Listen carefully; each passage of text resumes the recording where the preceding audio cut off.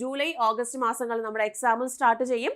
അപ്പോൾ നിങ്ങൾക്കൊരു ക്രാഷ് കോഴ്സാണ് നിങ്ങൾ ഉദ്ദേശിക്കുന്നതെങ്കിൽ, അതായത് ഒരു മിനിമം ടൈമിൽ നിങ്ങൾക്ക് മാക്സിമം ഇഫോർട്ടോട് കൂടി നിങ്ങൾക്ക് പഠിക്കാനാണ് നിങ്ങൾ ഉദ്ദേശിക്കുന്നത് എന്നുണ്ടെങ്കിൽ SSC CGL നോട്ടിഫിക്കേഷൻ ജൂൺ മാസത്തിൽ പ്രതീക്ഷിക്കാവുന്നതാണ്. അടുത്തിടെ വന്ന് നമ്മുടെ എക്സാം കലണ്ടറിൽ അതിന് പ്രകാരമാണ് പറഞ്ഞിട്ടുള്ളത്. അപ്പോൾ SSC CGLൻ്റെ മുന്നൊരുക്കത്തിലായിരിക്കും എല്ലാവരും അല്ലേ. അപ്പോൾ നിങ്ങൾ അതിൽ അറിയേണ്ട കുറച്ച് കാര്യങ്ങളുണ്ട്. SSC CGL പോസ്റ്റ് പ്രിഫറൻസ് എന്തൊക്കെയാണെന്നുള്ളത് ഡീറ്റെയിൽ ആയിട്ട് തന്നെ പറഞ്ഞിട്ടുണ്ട്. അതിൽ ചില പോസ്റ്റുകൾക്കൊക്കെ ഫിസിക്കൽ സ്റ്റാൻഡേർഡ് ടെസ്റ്റ്, അതുപോലെ ഫിസിക്കൽ എഫിഷ്യൻസി ടെസ്റ്റ്, അതുപോലെ മെഡിക്കൽ ടെസ്റ്റ്, അങ്ങനത്തെ കാര്യങ്ങളൊക്കെ പറയുന്നുണ്ട്. അപ്പോൾ നമുക്ക് SSC CGL 2025 ഫിസിക്കൽ എലിജിബിലിറ്റി എന്തൊക്കെയാണെന്ന് നോക്കാം. ആദ്യം നമുക്ക് പോസ്റ്റ് പ്രിഫറൻസ് ഏതൊക്കെയാണ് എന്ന് ചെക്ക് ചെയ്യാം. അപ്പോൾ ഏതൊക്കെ പോസ്റ്റ് പ്രിഫറൻസിനാണ് ഈ പറയുന്ന ഫിസിക്കൽ ടെസ്റ്റും കാര്യങ്ങളൊക്കെ എടുക്കേണ്ടതായിട്ടുള്ളത് എന്ന് നമുക്ക് ജസ്റ്റ് ഒന്ന് നോക്കാം. ആദ്യം CBICയിലെ central excise examiner, preventive officer, അതുപോലെ CBNലെ ഇൻസ്പെക്ടർ പോസ്റ്റുകൾക്ക് അപ്ലൈ ചെയ്തിട്ടുള്ളവർക്കാണെന്നുണ്ടെങ്കിൽ ഫിസിക്കൽ എഫിഷ്യൻസി ടെസ്റ്റ് നമ്മൾ എന്ത് ചെയ്യേണ്ടി വരും? അപ്പിയർ ചെയ്യേണ്ടി വരും.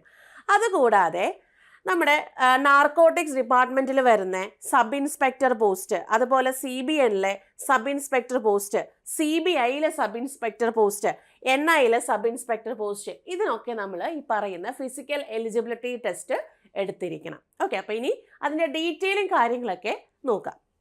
ആദ്യം ഞാനിവിടെ ഇൻസ്പെക്ടർ പോസ്റ്റ്, അതായത് നമ്മുടെ എക്സൈസിൻ്റെത്, അതുപോലെ തന്നെ നമ്മൾ കുറച്ച് നേരത്തെ മുമ്പ് പറഞ്ഞിട്ടുള്ള പ്രിവെൻറ്റീവ് ഓഫീസർ, അങ്ങനെ വരുന്ന ഇൻസ്പെക്ടർ പോസ്റ്റിലേക്ക് വേണ്ടിയിട്ടുള്ള എന്താണ് ആ ഒരു ഫിസിക്കൽ എഫിഷ്യൻസി എന്താണ് എന്നുള്ളത് നമുക്ക് ജസ്റ്റ് നോക്കാം. ആദ്യം മെയിൽ കാൻഡിഡേറ്റ്സിൻ്റെ കാര്യമാണ് പറയുന്നത്. അവരുടെ ഫിസിക്കൽ സ്റ്റാൻഡേർഡ്സ് എന്ന് പറയുന്നത് ഹൈറ്റ് 157.5 സെൻറ്റിമീറ്റർ ആയിരിക്കണം ഹൈറ്റ്. അതുപോലെ ചെസ്റ്റ് എന്ന് പറയുന്നത് 81 സെൻറ്റിമീറ്റർ ആണ്. അതും fully expanded with a minimum expansion of 5 centimetre. അപ്പോൾ 5 സെൻറ്റിമീറ്ററിൻ്റെ മിനിമം എക്സ്പാൻഷനോട് കൂടിയുള്ള ഫുള്ളി എക്സ്പാൻഡ് ആയിട്ട് വരുന്ന ചെസ്റ്റാണ് പറയുന്നത് 81 സെൻറ്റിമീറ്റർ.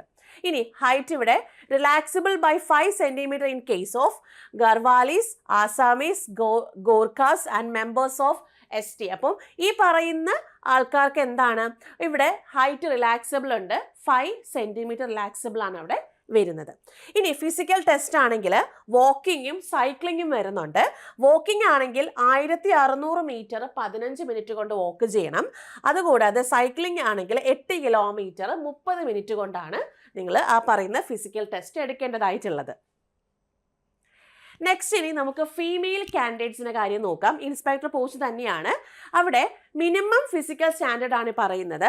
ഹൈറ്റ് 152 സെൻറ്റിമീറ്റർ ആണ്. അതുപോലെ വെയിറ്റ് 48 കിലോഗ്രാം ആണ് അവിടുത്തെ മിനിമം വെയിറ്റ് പറയുന്നത്. ഇനി ഹൈറ്റ് 2.5 സെൻറ്റിമീറ്റർ റിലാക്സിബിൾ ആണ്. അതുപോലെ തന്നെ വെയിറ്റ് 2 കിലോഗ്രാം റിലാക്സിബിൾ ആണ് ഈ പറയുന്ന കാറ്റഗറീസിലുള്ളവർക്ക്, അതായത് ഗോർഖാസ്, ഗർവാലീസ്, ആസാമീസ്, അതുപോലെ ST മെമ്പേഴ്സിന് ഈ പറയുന്ന എന്താണ് ഹൈറ്റ് ആൻഡ് വെയിറ്റ് റിലാക്സബിളും കാര്യങ്ങളൊക്കെ അവിടെ ഉണ്ട്. കൂടാതെ ഫിസിക്കൽ ടെസ്റ്റ് എന്ന് പറയുമ്പോൾ വാക്കിംഗ് 1 കിലോമീറ്റർ ഇൻ 20 മിനിറ്റ്സും സൈക്ലിംഗ് 3 കിലോമീറ്റർ ഇൻ 25 മിനിറ്റ്സും ആണ് വരിക.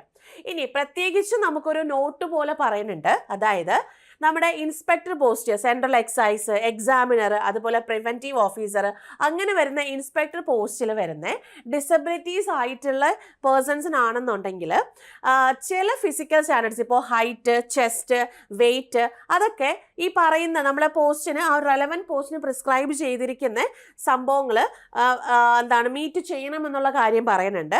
അതുകൂടാതെ hour four orthopaedically disabled കാൻഡിഡേറ്റ്സിനാണെന്നുണ്ടെങ്കിൽ physical ടെസ്റ്റിൽ റിലാക്സേഷൻ ഉണ്ട്. അതായത് ഇവിടെ പറയുന്നത് നമ്മുടെ വാക്കിങ്ങിൻ്റെ ടെസ്റ്റ് വരത്തില്ലേ, അത് OL ആൻഡ് OAL കാറ്റഗറീസിന് ഉണ്ടാവില്ല വാക്കിംഗ് ടെസ്റ്റ്. അതുപോലെ സൈക്ലിംഗ് ടെസ്റ്റ് വരുമ്പോഴും OL അതുപോലെ OAL കാറ്റഗറീസിൽ വരുന്ന പേഴ്സൺസിന് ഈ സൈക്ലിംഗ് ടെസ്റ്റും ഉണ്ടായിരിക്കില്ല. ആ ഒരു കാര്യമാണ് ഇവിടെ വരുന്നത്. ബാക്കി ഹൈറ്റ്, വെയിറ്റ്, അതുപോലെ തന്നെ ചെസ്റ്റ് കാര്യങ്ങളൊക്കെ എന്താണോ നമ്മുടെ ഈ മെയിൽ ആൻഡ് ഫീമെയിൽ കാൻഡിഡേറ്റ്സിന് പറഞ്ഞിട്ടുള്ളത് അതേ സംഭവങ്ങൾ അവിടെ മീറ്റ് ചെയ്യേണ്ടതായിട്ടുണ്ട്. ഓക്കെ,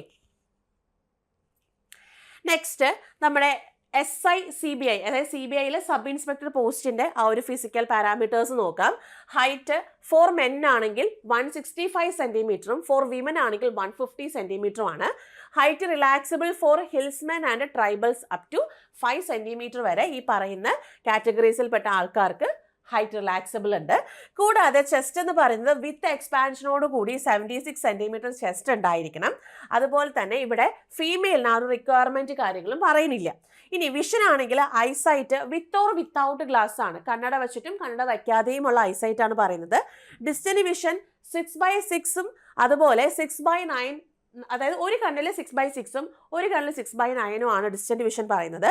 അതുപോലെ നിയർ വിഷൻ എന്ന് പറഞ്ഞാൽ 0.6 ഒരായില്, അതുപോലെ മറ്റേ കണ്ണിലാണെങ്കിൽ 0.8 ആണ് അവിടുത്തെ നിയർ വിഷനും കാര്യങ്ങളൊക്കെ പറയാം. ഇത് വിത്ത് ഓർ വിത്തൗട്ട് ഗ്ലാസസിന്റെ കാര്യമാണ് പറയുന്നത്. നെക്സ്റ്റ് ഇനി NIAയിലെ സബ് ഇൻസ്പെക്ടർ ആണ്. അവിടെ വരുമ്പോൾ ഹൈറ്റിന്റെ കേസ് വരുന്ന സമയത്ത് മെന്നിന് 170 സെന്റിമീറ്റേഴ്സും ഫീമെയിലിന് അതുപോലെ 150 സെന്റിമീറ്റേഴ്സും ആണ്. അവിടെയും ഹൈറ്റ് റിലാക്സിബിൾ പറയുന്നുണ്ട്. ഹിൽസ്മെൻ ആൻഡ് ട്രൈബൽസിന് 5 സെന്റിമീറ്ററിന്റെ ഹൈറ്റ് റിലാക്സിബിൾ ഉണ്ട്. ചെസ്റ്റ് നേരത്തെ പറഞ്ഞ പോലെ തന്നെ 76 സെന്റിമീറ്റർ എക്സ്പാൻഷനോട് കൂടിയുള്ളതാണ്. അതുപോലെ ഫീമെയിൽസിന് ആ ഒരു റിക്വയർമെന്റ് ആവശ്യമായിട്ടില്ല. ഇനി ഇവിടെ ആണെങ്കിലും വിഷൻ കേസും സെയിം നേരത്തെ പറഞ്ഞതുപോലെയാണ്. എന്താണ് ഡിസ്റ്റന്റ് വിഷൻ വന്നിട്ട് ഒരു കണ്ണിൽ 6/6 ഒരു കണ്ണിൽ 6/9. നിയർ വിഷൻ ആണെങ്കിൽ ഒരു കണ്ണിൽ 0.6 ഒരു കണ്ണിൽ 0.8 ഉണ്ടായിരിക്കണം. അത് വിത്ത് ഓർ വിത്തൗട്ട് ഗ്ലാസസ് ആണ് ആ ഒരു കേസും പറയുന്നത്. നെക്സ്റ്റ് SI അഥവാ നമ്മുടെ ജൂനിയർ ഇന്റലിജൻസ് ഓഫീസർ, അത് നാർക്കോട്ടിക്സ് കൺട്രോൾ ബോർഡിനകത്ത് വരുന്ന, ബോർഡിന്റെ അണ്ടറിൽ വരുന്ന CBIയിലെ NCBയിൽ വരുന്ന ഈ പറയുന്ന SI ആൻഡ് ജൂനിയർ ഇന്റലിജൻസ് ഓഫീസറിന്റെ കേസിൽ വരുന്നതാണ്. അവിടെ ഹൈറ്റ് വരുമ്പോൾ മെന്നിന് 165 സെന്റിമീറ്ററും വിമന് 152 സെന്റിമീറ്ററും ആണ്. ഇനി ഹൈറ്റ് റിലാക്സിബിൾ ആയിട്ട് വരുന്ന കാറ്റഗറീസ് എന്ന് പറയുന്നത് ആസാം, മേഘാലയ, അരുണാചൽ പ്രദേശ്, മിസോറാം, മണിപ്പൂർ, നാഗാലാൻഡ്, ത്രിപുര, സിക്കിം, ലാഹോൾ, അതുപോലെ Spiti district and Pangi subdivision of Chamba district of Himachal Pradesh. അങ്ങനെ വരുന്ന നമ്മുടെ നോർത്തേൺ വരുന്ന ആ സ്റ്റേറ്റുകളിലുള്ള ഹിൽസ്മെൻ ആൻഡ് ട്രൈബൽസിന് ഈ പറയുന്ന 5 സെന്റിമീറ്ററിന്റെ ഹൈറ്റ് റിലാക്സിബിൾ കാര്യങ്ങളുണ്ട്.